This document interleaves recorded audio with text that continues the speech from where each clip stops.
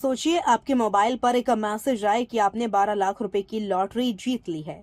आपको सिर्फ कुछ औपचारिक शुल्क जमा करना है और कुछ ही घंटों में आपके खाते में लाखों रुपए पहुंच जाएंगे।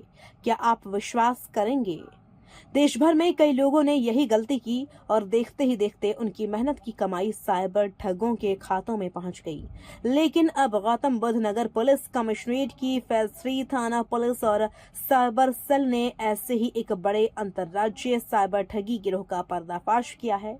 सोशल मीडिया प्लेटफॉर्म फेसबुक और इंस्टाग्राम के जरिए लोगों को करोड़पति बनाने का सपना दिखाने वाले 10 शातिर साइबर अपराधियों को नोएडा से गिरफ्तार कर लिया गया है।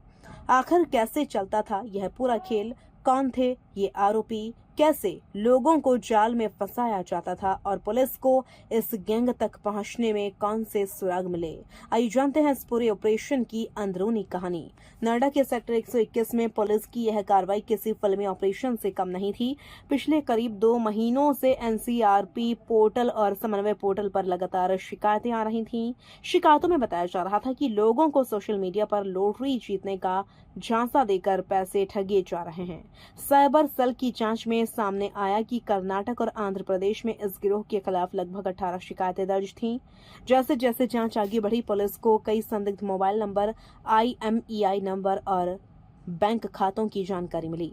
तकनीकी निगरानी और गोपनीय सूचना के आधार पर थाना फेज 3 पुलिस और साइबर सेल की संयुक्त टीम ने सेक्टर 121 में छापा मारकर पूरे गिरोह को धर दबोचा। पुलिस ने कुल 10 आरोपियों को गिरफ्तार किया है। इनमें अधिकांश आरोपी कर्नाटक और बिहार के रहने वाले हैं। गिरफ्तार आरोपियों में एलन, एंटनी, अंकित कुमार, राहुल, शकील, राजशेखर, गुरु प्रसाद, विनय DP, विनोद कुमार, संतोष और चेतन शामिल हैं। पुलिस के अनुसार सभी आरोपी संयोजित तरीके से साइबर ठगी के इस नेटवर्क को संचालित कर रहे थे। अब जरा इस ठगी के तरीके को समझिए। सबसे पहले आरोपी फेसबुक और इंस्टाग्राम पर आकर्षक विज्ञापन डालते थे। इन विज्ञापनों में लिखा होता था, बधाई हो, जीतिए 12 लाख रुपए की लॉटरी, घर बैठे बने लखपति, सरकारी लॉटरी योजना। ऐसे विज्ञापन देखकर लोग संपर्क नंबर पर कॉल या मैसेज करते थे। इसके बाद खेल शुरू होता था।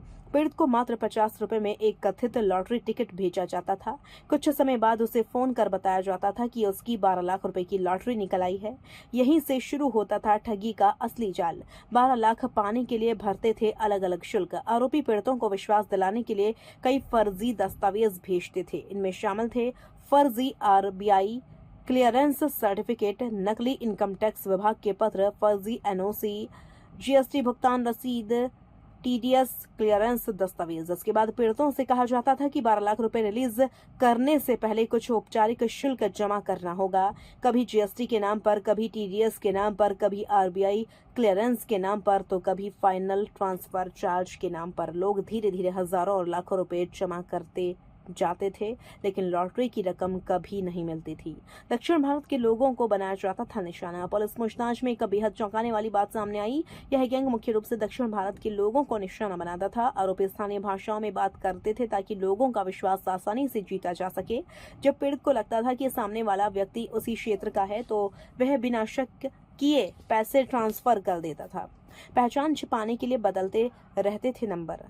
अब आपको सुनाते हैं उक्त केस संबंध में ADCP सेंट्रल नोएडा श्री स्वतंत्र कुमार सिंह ने क्या कहा। देखिए, पुलिस आयुक्त गौतम बुद्ध नगर महोदया के निर्देशन में गौतम बुद्ध नगर पुलिस द्वारा अपराध और अपराधियों के विरुद्ध लगातार अभियान चलाया जा रहा है। इसी के उपक्रम में आज साइबर सेल नोएडा और थाना फेज 3 की संयुक्त टीम के द्वारा एक गैंग बस्ट किया गया है, जिसमें कुल 10 व्यक्तियों को गिरफ्तार किया गया है। प्राप्त सूचना के अनुसार समन्वय पोर्टल पर, NCRP पोर्टल पर लगातार हमें 18 शिकायतें प्राप्त हुई थी, जिनको देखा गया तो वो शिकायतें कर्नाटका और आंध्रा से जनरेट हो रही थी, लेकिन उनके जो कॉल थे वो नोएडा से किए जा रहे थे।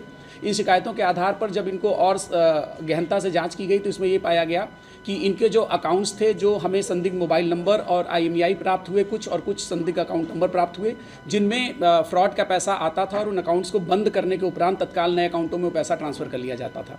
इनमें जब हमारी साइबर सेल ने काम किया तो यह पाया कि कुल जो ये लोग काम कर रहे थे, ये केरला लॉटरी के नाम पे काम कर रहे थे। लॉटरी के आधार पे ये लोगों को ठगी कर रहे थे। ये लॉटरी का एडवर्टीजमेंट देते थे, जिसमें जो नॉर्मल लोग थे वो 50 रुपये फीस इसकी रखे हुए थे।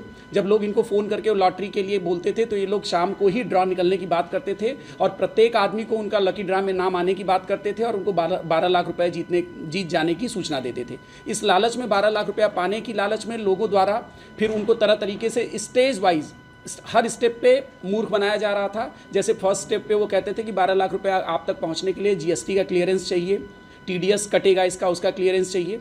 उसके नाम पे कुछ पैसा लेते थे और उसका फेक सर्टिफिकेट बना के देते थे। उससे अगले स्टेज पे ये लोग बताते थे कि इनकम टैक्स का क्लियरेंस चाहिए, उसके साथ साथ रिजर्व बैंक ऑफ इंडिया का क्लियरेंस चाहिए। ऐसे करते करते जो इनके जाल में ज़्यादा फंसता जाता था तो उस व्यक्ति से ये लोग पर व्यक्ति लगभग 2 से 2.5 लाख रुपया वसूल लेते थे। उसके बाद जब वो उससे पैसा वसूलने के बाद ये लोग उस सिम को ब्लॉक करके हटा देते थे और नया सिम यूज़ करते थे। इस पर जब गहनता से जाँच की गई तो हम लोगों के द्वारा 17/18 की रात में लगभग 1:30 बजे flat number 302 near Sai property के पास हमें इनकी लोकेशन मिली, जिस पे इनको मौके पे ही थाना फेज 3 पुलिस और साइबर टीम के द्वारा गिरफ्तार किया गया और इनको हिरासत में लेके आगे की वैधानिक कार्रवाई की जाए। पुलिस के अनुसार आरोपी बेहद शातिर थे। वे लगातार बैंक खाते बदलते थे, मोबाइल नंबर बदलते थे, नई सिम लेते थे, पुरानी सिम नष्ट कर देते थे जिससे पुलिस तक उनकी पहचान न पहुंच सके। फर्जी बैंक खातों का इस्तेमाल कर रकम निकाल ली जाती थी और फिर खाते बंद कर दिए जाते थे। इस मामले में थाना फेज 3 में मुकदमा संख्या 338/2026 दर्ज किया गया है।